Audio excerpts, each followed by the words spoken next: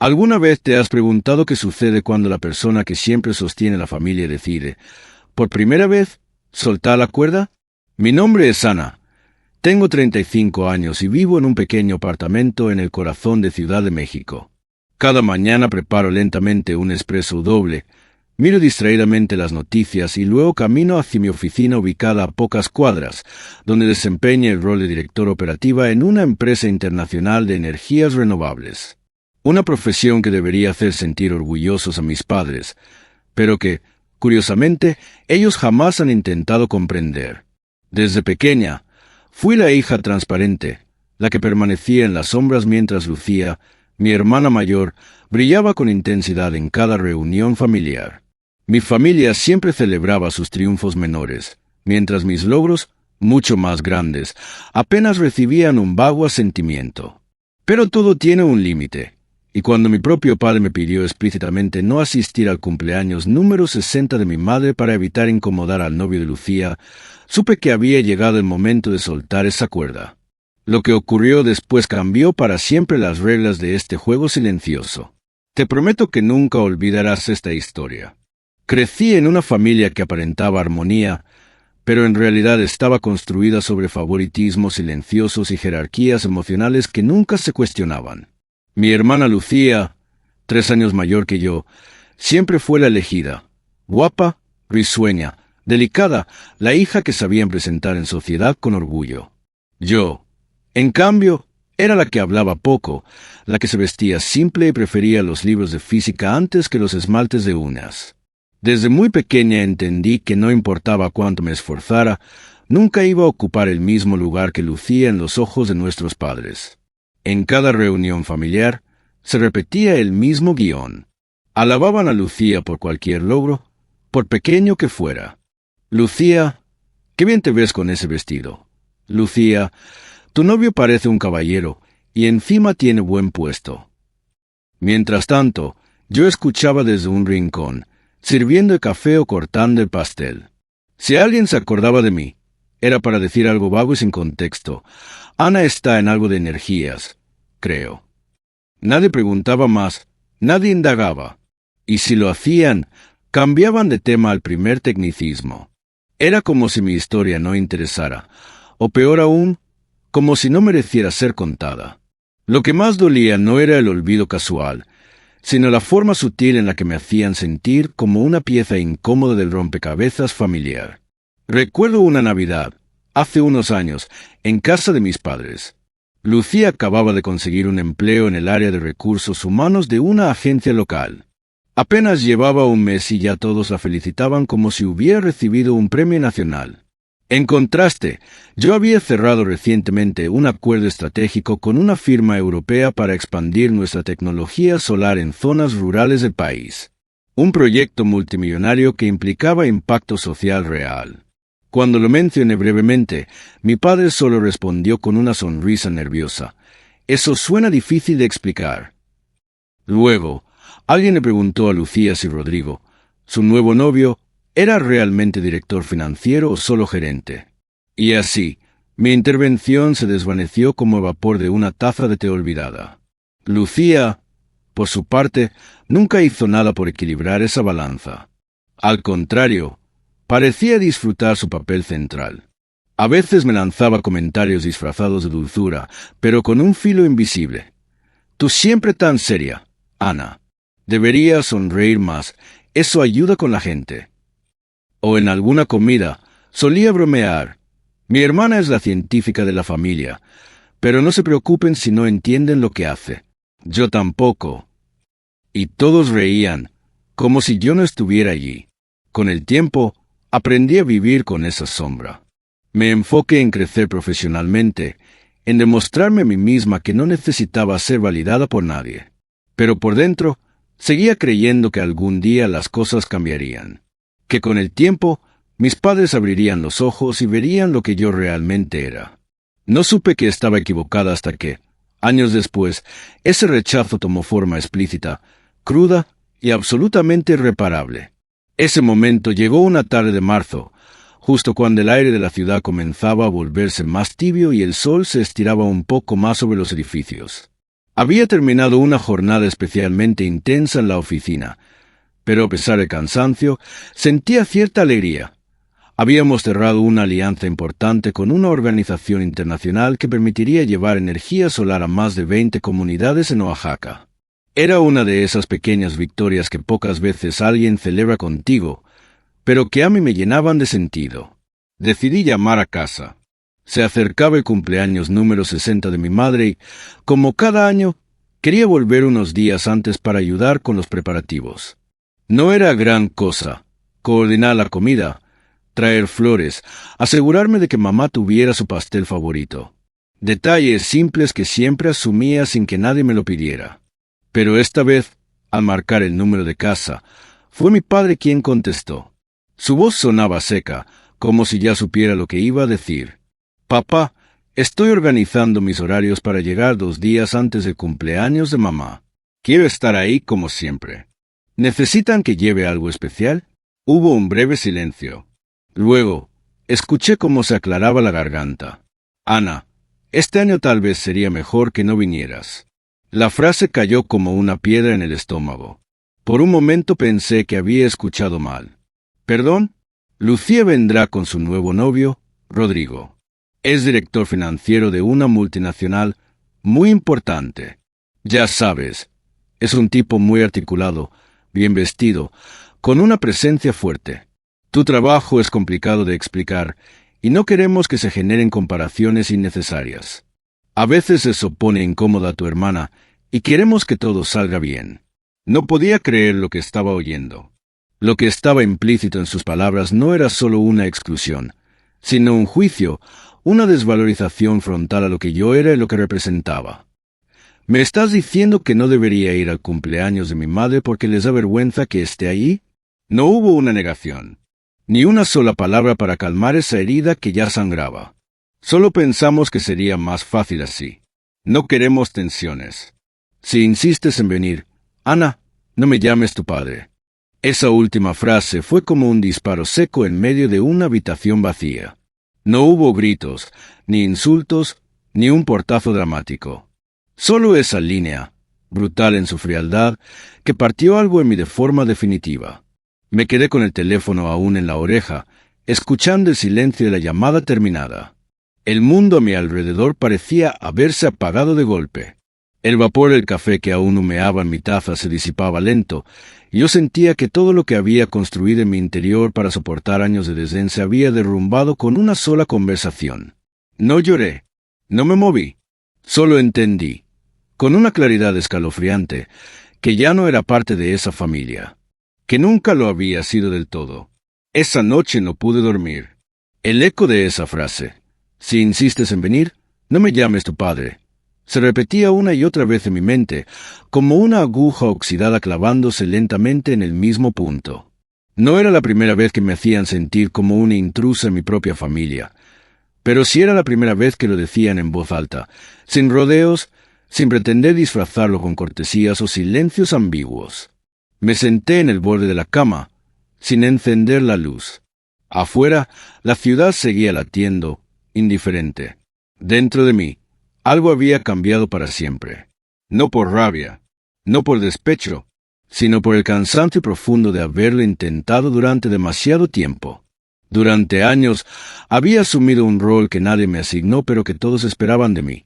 La hija que resuelve, que aporta, que está al pendiente aunque no se le incluya. Me levanté y caminé descalza hasta mi escritorio. Abrí la computadora, respiré hondo y entré en mi banca en línea. Había creado una carpeta específica con todos los pagos automáticos a nombre de mis padres. Agua, luz, gas, internet, mantenimiento del edificio, incluso el seguro del auto de mi padre. Mes tras mes, había asumido cada factura sin preguntar, sin pedir explicaciones, sin recibir siquiera un gracias. Porque siempre pensé que era lo correcto. Porque, aunque ellos no me miraran como miraban a Lucía, yo aún sentía una especie de deuda silenciosa con mi propio apellido. Deslicé el cursor por cada ítem. Empecé a cancelar uno por uno. Confirmación, confirmación, confirmación. Cada vez que el sistema decía pago automático eliminado con éxito, Algo dentro de mí respiraba un poco más libre. No hubo rabia en mis gestos, solo determinación serena. Luego abrí el archivo donde llevaba un registro informal de los gastos acumulados. En los últimos 2 años, había transferido más de $10,800 a mi familia. Dinero que salía sin ruido, sin aplausos, sin reconocimiento. Algunas de esas transferencias las hice un domingo por la noche mientras respondía correos del trabajo. Otras, justo después de una cena sola frente al televisor. Siempre a escondidas de cualquier expectativa. Nunca preguntaron si podía costearlo. Solo lo asumieron. Lucía está pasando por un momento complicado. ¿Puedes encargarte tú este mes?, decía mi madre con su tono dulce y práctico. Y yo lo hacía, porque pensaba que ser útil me daría un lugar. Pero esa noche, después de la llamada con mi padre, entendí que no importaba cuánto diera. Para ellos, yo no era parte esencial del hogar. Solo una cuenta silenciosa de la cual tirar cuando hacía falta. Cuando cancelé el último servicio, cerré la laptop y me quedé en silencio. La habitación estaba tranquila, pero dentro de mí, una tormenta se había disipado. No era paz lo que sentía. Era algo más raro, más crudo. Una sensación de haber roto, al fin, un contrato invisible que me ataba a una estructura que jamás me acogió realmente. Esa noche, por primera vez, no me sentí culpable por dejar de dar. Me sentí, simplemente, libre. La mañana del cumpleaños de mi madre llegó con una calma extraña, casi artificial. El cielo sobre Ciudad de México estaba cubierto por una capa espesa de nubes, como si incluso el clima supiera que algo estaba fuera de lugar. Me desperté sin alarma, preparé un té de menta y me senté en la pequeña terraza de mi departamento. El aire estaba fresco, pero no frío. Había silencio.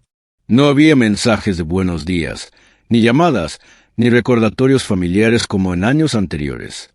Y eso, en lugar de dolerme, me ofrecía una quietud inédita. Pero esa calma no tardó en romperse. A las 17 de la mañana, mi celular vibró. Era un mensaje de mi madre. Corto, sin adornos. Ana, parece que se cortó la luz. Podrías revisar si es un problema general. No hubo mención al día, ni a su cumpleaños, ni a la conversación pendiente. Solo una solicitud práctica, como si fuera yo la encargada de los servicios técnicos. Unos minutos después, otro mensaje, esta vez de mi padre. No hay agua ni internet. Revisa con los proveedores. Mamá está alterada. Frío. Operativo. Imperativo. Como si lo ocurrido días antes jamás hubiese sucedido.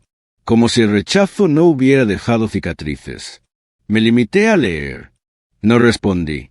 No por venganza. No por orgullo. Sino porque no tenía nada más que ofrecer. No me preguntaron si estaba bien.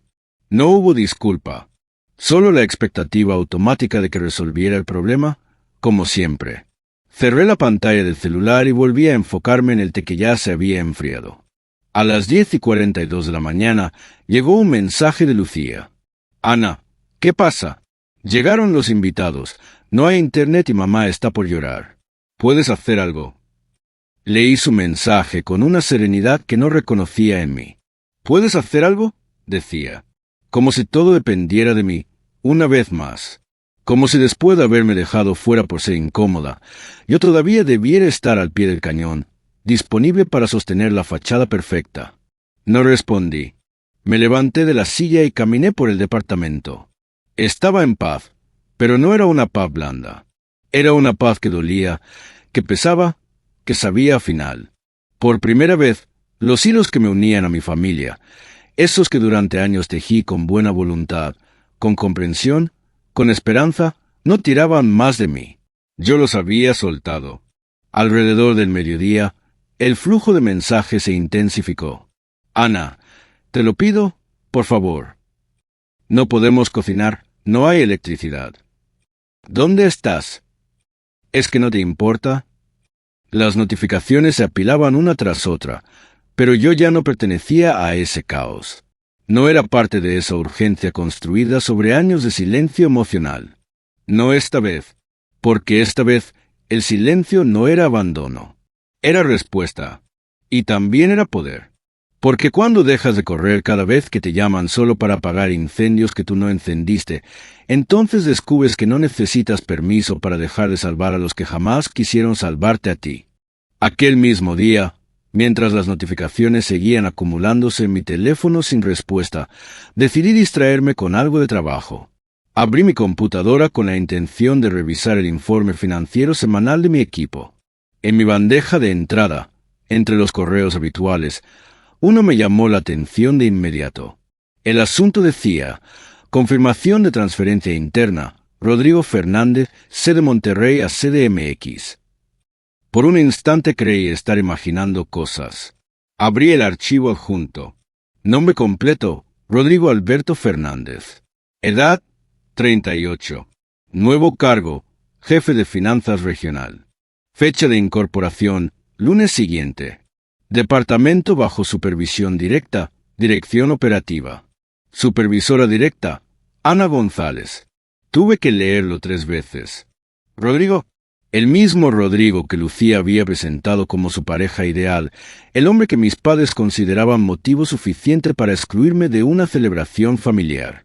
Ese Rodrigo estaba a punto de sentarse frente a mí cada semana, entregarme informes, pedir aprobaciones, firmar bajo mi nombre. Me reí sola, no de forma cruel, sino como quien se encuentra con una ironía demasiado perfecta como para no reconocerla. Había pasado años siendo la hija difícil de describir, la que tenía un trabajo raro, difícil de explicar. Y ahora, el hombre que habían escogido como símbolo de éxito social estaba a punto de descubrir exactamente quién era yo. No hice nada. No escribí a recursos humanos. No interferí. No había necesidad. El destino ya estaba trazando su propia justicia poética. No necesitaba exponer a nadie. Solo debía esperar. El lunes por la mañana, llegué a la oficina temprano. El aire olía a café recién hecho y a papeles recién impresos. Me senté en mi escritorio, ordené algunos documentos y revisé los últimos detalles del organigrama para el trimestre. A las 9:10 de la mañana, tocaron suavemente la puerta de mi oficina. «Licenciada González, soy Rodrigo Fernández. Tengo cita con usted para la inducción al área financiera». Levanté la vista. Sus ojos se cruzaron con los míos. En un instante, su expresión se transformó. Primero desconcierto, luego sorpresa, y finalmente una mezcla de nerviosismo y reconocimiento. «Ana», asentí levemente, con serenidad. «Bienvenido a Energía Viva. Estoy a cargo de revisar los planes financieros de tu equipo este trimestre. Acompáñame, por favor». Rodrigo no dijo nada más. Entró a la oficina, tomó asiento con rigidez y aceptó el informe que le deslicé por el escritorio. Estaba visiblemente incómodo, pero no supe si por la situación, por la verdad que acababa de descubrir, o por el eco de aquella videollamada familiar en la que mis padres lo habían exhibido como el trofeo que yo no era digna de igualar. Yo, en cambio, no sentía ni rencor ni satisfacción. Solo una calma limpia, intacta. No necesitaba decir nada. La vida ya estaba hablando por mí. Y lo estaba haciendo con una claridad irrefutable. Rodrigo estaba frente a mí, no como el novio brillante de mi hermana, sino como mi subordinado directo. La historia, al fin, se había girado por sí sola. El momento decisivo llegó antes de lo que imaginaba. Fue durante una videollamada familiar improvisada que inició, curiosamente, no por mis padres ni por Lucía, sino por mi tía Elena. Siempre fue la única que me enviaba mensajes en cumpleaños o en Navidad, aunque no habláramos con frecuencia. Ese día, la videollamada entró mientras yo revisaba unos documentos financieros. Dudé en responder, pero algo me impulsó a aceptar. En la pantalla apareció el rostro de mi tía, iluminado tenuemente por la linterna de su celular. Detrás de ella, se notaban sombras moviéndose con prisa, voces elevadas y una atmósfera de caos doméstico. El pastel sin encender, familiares alterados por la falta de luz, agua e internet, y Lucía gesticulando desesperada mientras intentaba salvar el evento. «Ana», dijo mi tía en voz baja, mirándome con una mezcla de preocupación y tristeza, «tu mamá está en crisis. Nadie sabe qué hacer. La casa está a oscuras y no entienden por qué. ¿No podrías decir algo?» Antes de que pudiera responder, una figura apareció detrás de mi tía. Llevaba un saco azul marino, una camisa perfectamente planchada y un gesto contenido que buscaba disimular el desconcierto. Rodrigo se acercó al teléfono y, al verme, su rostro se congeló. «Ana», dijo, casi en un susurro. ¿Tú trabajas aquí?» Me mantuve en silencio por unos segundos. Luego asentí con naturalidad. «Soy la directora operativa de Energía Viva. Aprobé tu traslado desde Monterrey». Un silencio seco se apoderó de la sala. Mi madre, que estaba en el fondo de la imagen, dejó de hablar. Mi padre, que justo en ese instante parecía explicar algo a un primo lejano, giró la cabeza lentamente hacia la pantalla. Lucía se quedó inmóvil, con una bandeja de canapés en las manos, como si el tiempo se hubiera detenido. Rodrigo tragó saliva. Su rostro palideció. Se giró hacia ellos, sin que yo dijera nada más, y pronunció con claridad: «Ella es mi jefa directa». Ese instante fue más poderoso que cualquier reproche. No necesitaba decir «les dije» ni buscar explicaciones. La verdad se había revelado sola, sin filtros, sin dramatismo. Simple, pura, innegable. La hija invisible, la que no era presentable, era ahora la figura de autoridad frente al hombre que habían idolatrado sin conocerlo realmente. Mi tía Elena no dijo nada. Solo sostuvo la mirada conmigo y, por primera vez, vi algo distinto en sus ojos. No lástima, no sorpresa, sino respeto. Cerré la videollamada con calma. No hubo gritos, ni lágrimas. Solo un silencio que pesaba más que cualquier palabra, una pausa que, por fin, lo decía todo. En ese momento, supe que ya no necesitaba ganarme ningún lugar. Ya lo tenía. Porque la verdad, cuando aparece sin esfuerzo, es el golpe más elegante que puede dar la vida. Y esta vez lo había hecho por mí, sin que yo dijera ni una sola palabra. Después de aquella videollamada, el silencio regresó como un viejo conocido. Nadie me escribió esa noche. Nadie llamó. El grupo familiar permaneció inusualmente quieto, como si todos estuvieran intentando digerir lo que acababan de presenciar.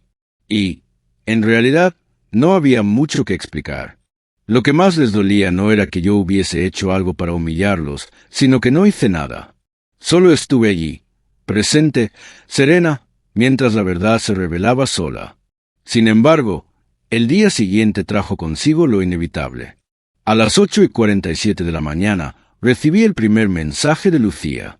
Era largo, atropellado, lleno de signos de exclamación y pausas abruptas. Decía que había sido cruel, que mi silencio arruinó la presentación oficial de Rodrigo ante la familia, que mamá había llorado toda la noche y que ahora todo estaba en ruinas. Me decía, con una mezcla de reproche y súplica, que yo sabía exactamente lo que hacía y que había esperado ese momento solo para vengarme. Leí el mensaje sin apuro. Tomé una taza de té de jengibre, me senté en el sofá y observé cómo el vapor se elevaba lentamente. No sentía alegría, pero tampoco culpa. Por primera vez, estaba exactamente donde debía estar, en paz conmigo misma. Después de varios minutos, respondí con pocas palabras. No era necesario más. No inicié la videollamada. No dije que era su jefa. Solo estaba en mi casa. Si una sola verdad fue suficiente para romper la armonía de esa reunión, quizás esa armonía nunca fue real. Pulsé enviar. No esperaba respuesta, pero sabía que esas palabras quedarían flotando en su mente por un largo tiempo. No pasó ni una hora cuando mi madre escribió. El mensaje era breve y cargado de un peso emocional que no parecía auténtico. Nunca imaginamos que tomarías esta forma tan fría de desquitarte con la familia. Leí la frase varias veces. ¿Desquitarme? ¿Eso creían? Que había planeado todo para cobrar una venganza silenciosa, como si el dolor acumulado durante años pudiera reducirse a una jugada estratégica. No respondí. Esa vez, el silencio era más elocuente que cualquier argumento. Pero el golpe final no vino de mí, sino de Rodrigo. Esa misma noche, mientras revisaba unos informes financieros, recibí un correo con el asunto: disculpas y despedida. Me sorprendió, pero lo abrí.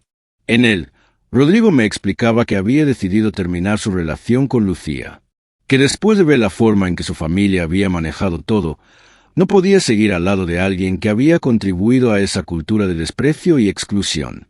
Terminaba el mensaje diciendo que admiraba mi trabajo, pero sobre todo mi silencio, que nunca había sentido tanta vergüenza, pero no por mí, sino por no haber visto antes la verdad.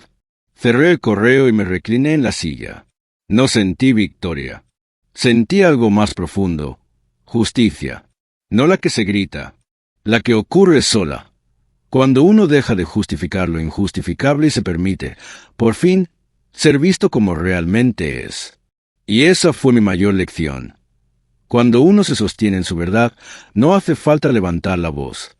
La vida se encarga de hablar por ti. Desde una perspectiva profesional, la historia de Ana refleja con precisión un patrón silencioso pero profundamente dañino. El de la hija que, por ser autosuficiente, es relegada emocionalmente y transformada en recurso logístico más que en ser humano. Muchas familias, de forma inconsciente o deliberada, depositan sobre los miembros más resilientes una carga desproporcionada de expectativas, silencios y responsabilidades no reconocidas. En el caso de Ana, su acto no fue de venganza, sino de reequilibrio. Establecer límites no es un gesto egoísta, sino una forma de dignidad personal. La justicia emocional no siempre llega con gritos o confrontaciones. A veces, basta con la firmeza silenciosa de dejar de ceder, de dejar de aparecer donde no se valora tu presencia. La gran pregunta que este relato deja sobre la mesa es: ¿qué hacemos cuando ser fiel a uno mismo implica decepcionar a quienes siempre exigieron sin ofrecer nada a cambio? ¿Cómo manejamos el peso de dejar de ser útiles para empezar a ser libres? Queremos saber tu opinión. ¿Crees que Ana fue demasiado tajante o simplemente se defendió después de años de silencio? Cuéntanos en los comentarios. Y si te sentiste identificado con esta historia o conoces a alguien que debería escucharla, compártela. Suscríbete al canal para no perderte más relatos que tocan las fibras más profundas de lo que significa ser humano. Tu experiencia puede ser la chispa que ilumine el camino de otro.